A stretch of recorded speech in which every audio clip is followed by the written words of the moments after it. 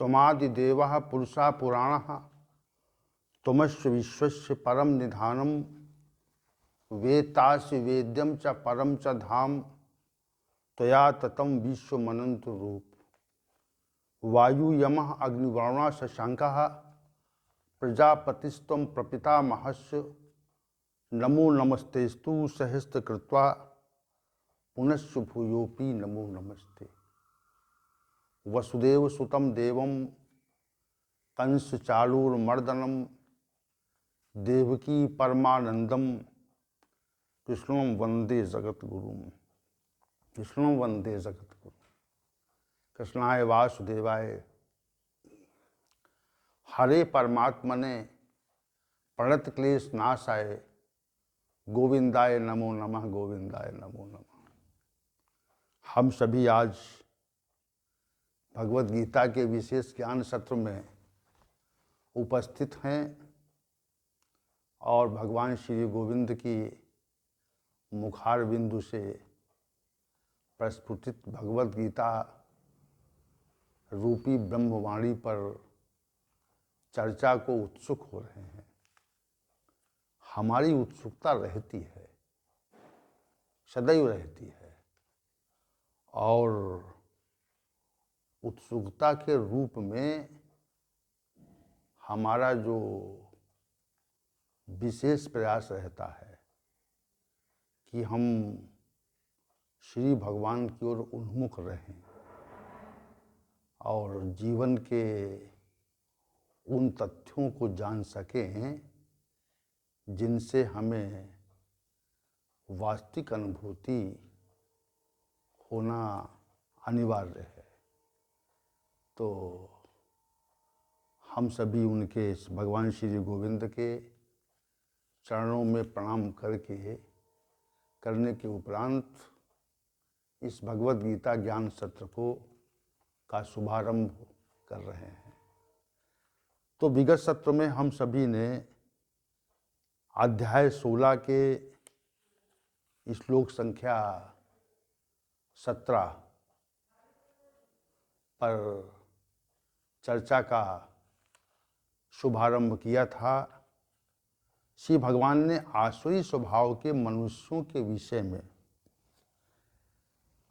ये बताया और आसुरी स्वभाव के मनुष्यों के लक्षणों का वर्णन करके ये बताया कि आत्मसंभाविता, स्तब्धा, धनमान मदान्विता, अजंते नाम यज्ञस्ते दंभे न विधिपूर्वकम। आसुरी स्वभाव के मनुष्य स्वयं को श्रेष्ठ ही मानकर चलते हैं और उनमें स्तब्धा, अकड़पन विशेष रहता है, अकड़पन रहता है। धन और मान के मद से युक्त रहते हैं। धन मान मद से युक्त रहते, धन मान और मद से युक्त रहते, घमंड से युक्त रहते हैं और नाम मात्र को दंभ पूर्वक शास्त्र विधि का परित्याग करके यज्ञों का संपादन करते हैं। ये बात श्री भगवान ने यहाँ पर कही। तो आत्मसंभाविता जो पद था, उस पद के संबंध में हमने चर्चा की थी और शेष जो इसका भाग है, आत्मसंभाविता के अतिरिक्त जो इस श्लोक का जो शेष अंश बचा हुआ था, उस शेष अंश पर हम आज की चर्चा को केंद्रित करने का प्रयास कर रहे हैं। श्री भगवान ने आगे कहा, चूँकि आत्मसंभाविता पद पर तो चर्चा विगत सत्र में हो ही गई थी, इसलिए आज आगे की चर्चा को हम गति दे रहे हैं। श्री भगवान ने कहा कि आसुरी स्वभाव के जो मनुष्य हैं वह स्तब्ध रहते हैं, यानी उनके अंदर घमंड का भाव और अकड़पन का भाव, घमंड का भाव और अकड़पन का भाव विशेष रहता है। घमंड और अकड़पन तो उसकी व्याख्या हम क्या करें। जब मनुष्य स्वयं को श्रेष्ठ मान लेता है, उत्कृष्ट मान लेता है, को उसके बोलचाल में, बर्ताव में और चलने की जो प्रक्रिया होती है, उसके गमन का जो भाव होता है, ये बात करनी चाहिए हमको, उसके जो गमन का भाव होता है, तो उस गमन के भाव में विशेष प्रकार की विकृति आ जाती है। आपने लोगों को अकड़ से चलता हुआ देखा होगा कि वो अकड़ से चलते हैं। उनके चलने में, उनके गमन में आपने एक विशेष भाव देखा होगा कि ऐंठपन रहता है। क्या रहता है? ऐंठपन रहता है। और उनका जो व्यवहार है, बातचीत है,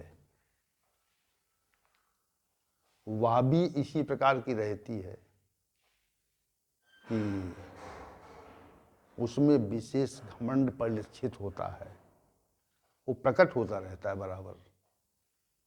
उसकी प्रस्तुति, उसका प्रकटीकरण, उसकी अभिव्यक्ति नित्य निरंतर होती रहती है। इसको आप निश्चित समझिए। क्योंकि आशी स्वभाव का यहाँ पे के व्यक्तियों के लक्षण का वर्णन है, तो स्तब्धा जो पद प्रयुक्त हुआ है, स्तब्धा जो पद प्रयुक्त किया गया है कि उनके अंदर अकड़पन रहता है। अकड़पन क्यों रहता है? अकड़पन रहने का एक ही कारण है, जब हम स्वयं को उत्कृष्ट मान लेते हैं। जैसे ये मान लें कि हमारे सामने हमारे बराबर कोई है ही नहीं, तो अगर ये मान कर चलेंगे तो निश्चित रूप से घमंड और अकड़पन, घमंड और अकड़पन लगभग एक ही भाव देते हैं, वे दो पृथक पृथक भाव नहीं हैं।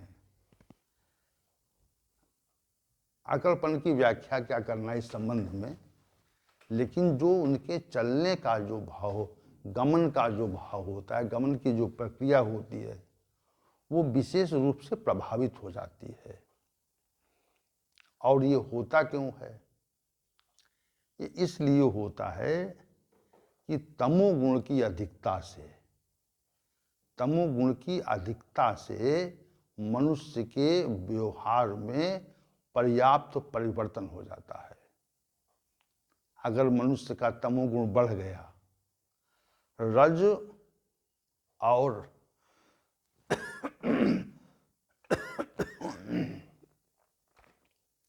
रजोगुण और सत्वगुण अगर दब गए और तमोगुण बढ़ गया अगर, तो रजोगुण और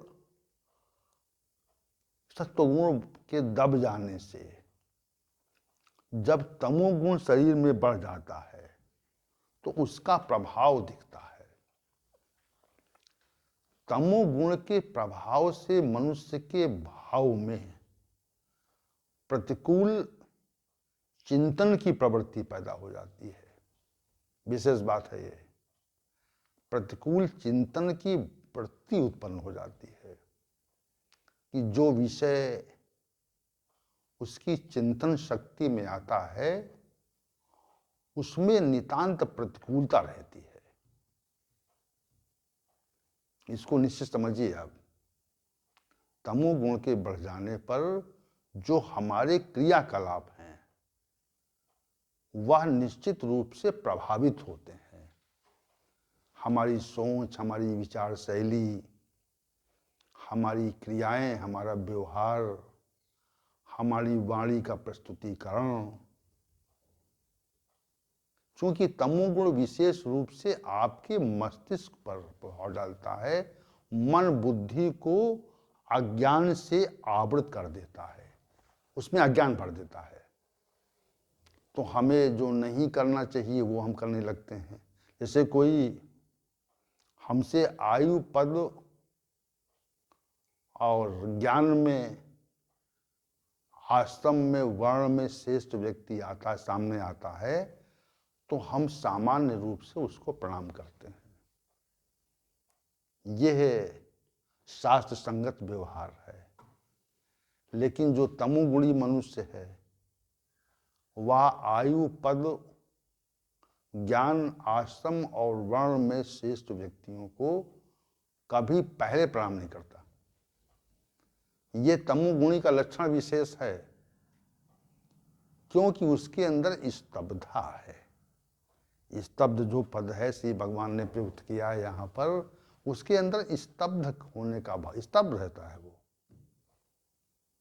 स्तब्ध का एक अभिप्राय ये है कि हमें क्या किया जाना चाहिए, हमें क्या करना चाहिए और क्या नहीं करना चाहिए, इस विषय का जो विनिश्चय है वो सम्यक प्रकार का न हो पाना, इसी को स्तब्ध होने की स्थिति कहते हैं।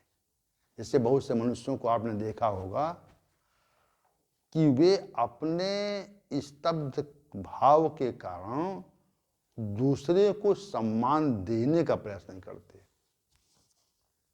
सम्मान पाने का भाव रहता है, सम्मान हम पाएंगे, ले लेंगे, लेकिन सम्मान देने का भाव नहीं रहता। वे पहले प्रणाम नहीं करेंगे आपको, पहले नमस्कार नहीं करेंगे, पहले अभिवादन नहीं करेंगे। जहाँ पर चरण स्पर्श करना चाहिए वहाँ चरण स्पर्श नहीं करेंगे और श्रेष्ठ व्यक्ति को सम्मान नहीं देंगे। ये सब तमोगुणी मनुष्य के लक्षण माने जाते हैं। तमोगुण की बहुलता से ऐसा होता है। उसका दोष नहीं है, व्यक्ति का दोष नहीं है, उसके अंदर तमोगुण की मात्रा बहुत अधिक बढ़ गई है। और मात्रा बढ़ गई है तो अकड़पन बढ़ गया, उसकी चाल में अकड़पन दिखता है। तमोगुण की प्रवृत्ति जब बढ़ जाती है बहुत अधिक, तो वो बातचीत में, व्यवहार में और चलने में वो दिखती है। अब अकड़पन से जो लोग चलते हैं तो उनको आपने देखा ही होगा, जानते ही होंगे।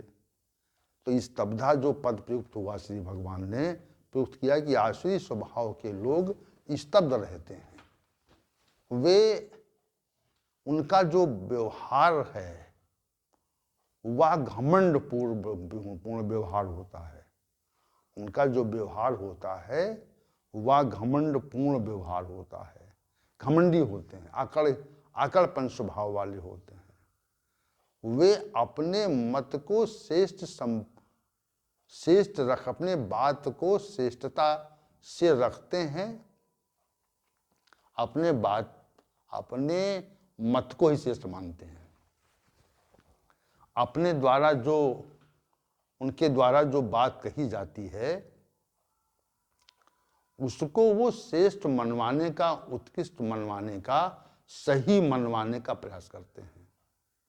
मुख्य बात यह है यहाँ पे जो स्तब्धा पद प्रयुक्त हुआ है वह इसीलिए श्री भगवान ने किया कि जो आसुरी स्वभाव के मनुष्य होते हैं उनके अंदर विशेष अकड़पन का, घमंड का भाव रहता है और वह दूर से ही परिलक्षित होता है। उनके वाणी से, उनके व्यवहार से, उनके कार्य से, उनके चलने की पद्धति से वह दूर से परिलक्षित होने लगता है कि ये व्यक्ति आसुरी स्वभाव का है, इसके अंदर घमंड बहुत है, इसके अंदर अकड़पन है। तो इस स्तब्धा जो पद है, श्री भगवान ने ये कहा कि श्लोक संख्या 17 के पूर्वार्ध भाग में भी आत्म संभाविता के बाद में इस स्तब्धा पद का प्रयोग किया। और ये कहा कि स्वयं को श्रेष्ठ मानते हैं आशी स्वभाव के लोग, और विशेष रूप से घमंड में वो लोग भरे होते हैं, भर जाते हैं, उनके अंदर आकर्षण रहता है। तीसरी बात श्री भगवान ने कही कि आशी स्वभाव के जो मनुष्य हैं वे धन मान और मद से अनभित रहते हैं। धन मान मदान्विता, धन से, मान से, मद से अन्वित रहते हैं, भरे रहते हैं। उनके अंदर ये भाव रहता है कि हमारे पास बहुत धन है, और ये भाव रहता है कि हम ही सम्मान के योग्य हैं, और ये भाव रहता है, मद का भाव रहता है। मद माने भी एक प्रकार से घमंड ही है। वे अन्वित, और श्री भगवान और इसको स्पष्ट कर रहे हैं। इस बार आशी स्वभाव के मनुष्यों के लक्षण को और स्पष्ट कर रहे हैं कि धन मान मदान्विता, धन के कि धन अधिक है और मान अधिक है, मद अधिक है। ये सब अन्वित पद का प्रयोग किया कि अन्वित रहते हैं, भरे रहते हैं वो लोग।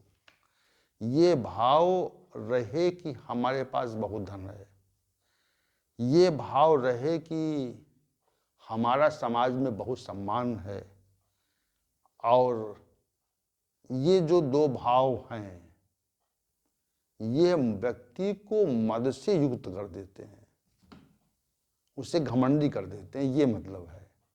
और फिर ये भाव मनुष्य के मन में भर जाता है, बुद्धि में बैठ जाता है कि ऐसा है, ऐसी हमारी स्थिति है।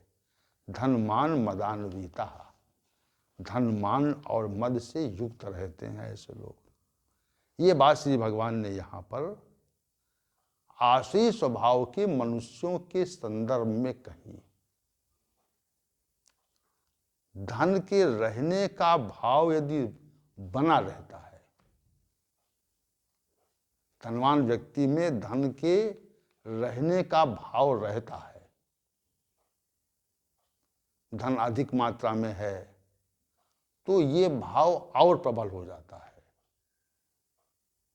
और जितनी मात्रा बढ़ती है उतनी ही अधिक मात्रा में मनुष्य के अंदर सम्मान का भाव बढ़ता है, मान बढ़ता है उसके अंदर। धन बढ़ जाएगा तो वह सम्मान चाहेगा कि मेरा सम्मान करें लोग। ये सब क्रमिक भाव हैं भगवती भगवान जो दे रहे हैं यहाँ पे, उनमें कोई आक्रमिकता नहीं है, कोई इसमें निश्चित रूप से ये जो भाव हैं वह क्रमिक रूप से श्री भगवान के द्वारा वर्णित किए गए हैं, और ये व्यवहारिक दृष्टि से नितांत सत्य हैं। उनको व्यवहार कर सकते हैं, हम उनका व्यवहार कर सकते हैं कि धन मान से अगर धन बढ़ गया तो फिर सम्मान की भावना बढ़ जाती है, और धन बढ़ गया, मान बढ़ गया तो मद आ जाता है, आता ही आता है, इसको कोई रोक नहीं सकता। अगर धन बढ़ जाए, विपुल मात्रा में हो जाए, और धन के होने का भाव न रहे, तो समझना कि आप दैवी संपदा से युक्त मनुष्य हैं। अगर आपका बहुत सम्मान हो जाए और हम सम्मानित हैं, ये भाव अगर विलुप्त हो जाए आपके मन से, तो समझिए कि दैवी संपदा आपके अंदर आ गई है। धन अधिक होने पे, मान अधिक होने पे, मद का जो आना है, आने का भाव है, घमंड जो प्रकट होता है, मन में भर जाता है, बुद्धि में उस मद का जो विनिश्चय है, अगर वो समाप्त हो जाए तो समझना कि हमारे अंदर दैवी गुण आ गए हैं। ऐसा लेकिन सामान्य रूप से नहीं होता, ये सामान्य रूप से नहीं होता। कि धन बढ़ जाए, सम्मान बढ़ जाए, और हम धन और सम्मान की मात्रा के भाव को अपने अंदर न रखें, उसको पचा लें। जैसे कहते हैं कि धन आ गया तो वो पचता नहीं है, उसका प्रदर्शन होता है। मान बढ़ गया तो प्रदर्शन होता है। प्रदर्शन करने का भाव न रहे अगर, तो दैवी संपदा, और प्रदर्शन करने का भाव आ जाए अगर, तो आसुरी संपदा। यही लक्षण है इसका। तो धन, मान और मद से आसुरी स्वभाव के मनुष्य जो हैं वह अन्वित रहते हैं, भरे रहते हैं। इस प्रकार से भगवान ने श्लोक संख्या 17 में आसुरी स्वभाव के मनुष्यों के 3 लक्षणों का वर्णन किया। कहा कि आत्मसंभाविता होते हैं, अपने आप को उत्कृष्ट मानते हैं, अकड़पन रहता उनके अंदर, धन और सम्मान और घमंड से वे भरे होते हैं। फिर श्री भगवान ने इसके उत्तरार्ध भाग में ये कहा, यजन्ते नाम यज्ञस्ते दंभेना विधिपूर्वकम, दंभेन अविधिपूर्वकम। चूंकि दंभ आ गया है, इसलिए जो यज्ञों का संपादन होता है उनके द्वारा, वह एक तो नाम मात्र का होता है। उनके जीवन में यज्ञ कहाँ है? नहीं हो सकता। यज्ञों का जो संपादन है वह दैवी स्वभाव के मनुष्यों का लक्षण है। यज्ञों का संपादन परमार्थ के भाव से होता है। समाज में शांति रहे, समाज में पर्यावरण सम्यक रहे, उचित रहे, इस भाव से यज्ञों का संपादन होता है। और वे यज्ञों का संपादन करते भी हैं तो केवल वो नाम मात्र के लिए, श्री भगवान नाम यज्ञ ही। यज्ञ का संपादन कहीं हो रहा है तो उसमें वह कुछ धन देते हैं और उसको प्रदर्शित करते हैं कि हमने यज्ञ में इतना दान दिया। और श्री भगवान ने कहा कि दंभेन अविधि पूर्वकम यजन्ते, घमंड से, पाखंड से युक्त होकर के वे अविधि पूर्वकम यजन्ते, अविधि पूर्वकम यज्ञों का संपादन करते हैं। तो जहां पर प्रत्येक यज्ञ के संपादन की एक प्रक्रिया है, चाहे वह यज्ञ वैदिक प्रकार का हो, चाहे वह पौराणिक प्रकार का हो, तो दोनों प्रकार के यज्ञों के संपादन की प्रक्रियाएं हैं। और अगर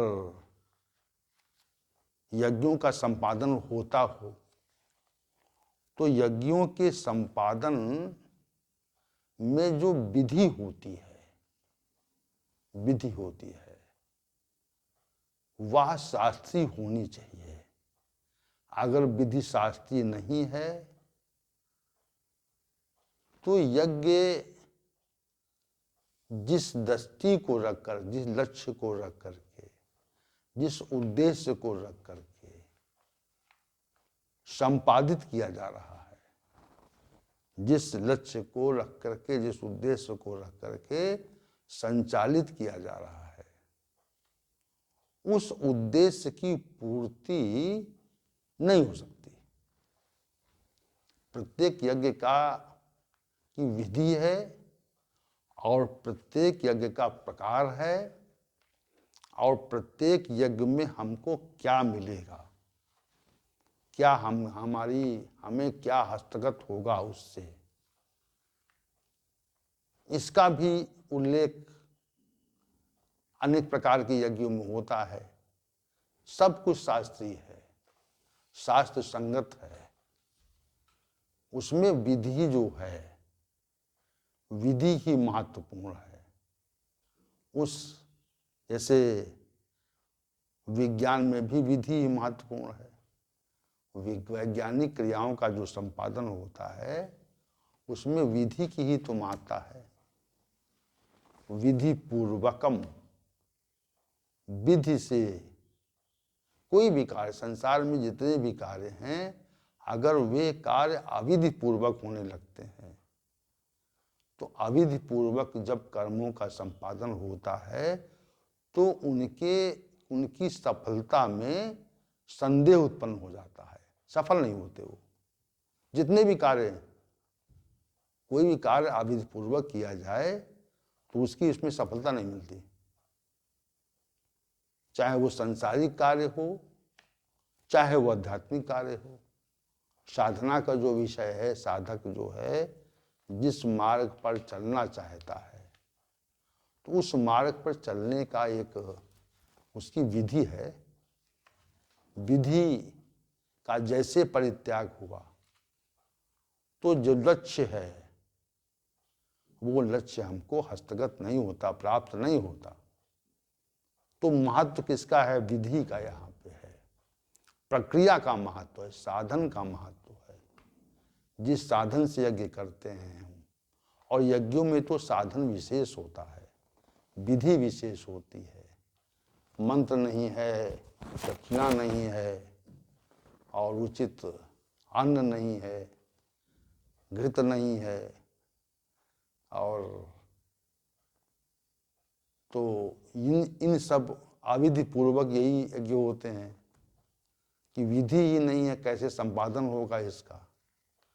तो संपादन की जो विधि है उसका न होना, और दूसरी बात नाम मात्र से यज्ञों का संपादन करना और दंभ पूर्वक करना कि मैं ही यज्ञों का संपादन करता हूँ।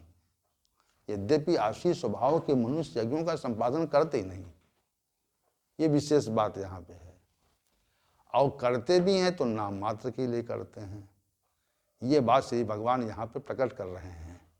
इसके उत्तरार्ध भाग में यही बात विशेष है कि पहली बात तो आसुरी स्वभाव के मनुष्य यज्ञों का संपादन नहीं करते, और यज्ञों का संपादन करते भी हैं तो पाखंड पूर्वक करते हैं और नाम मात्र के लिए करते हैं।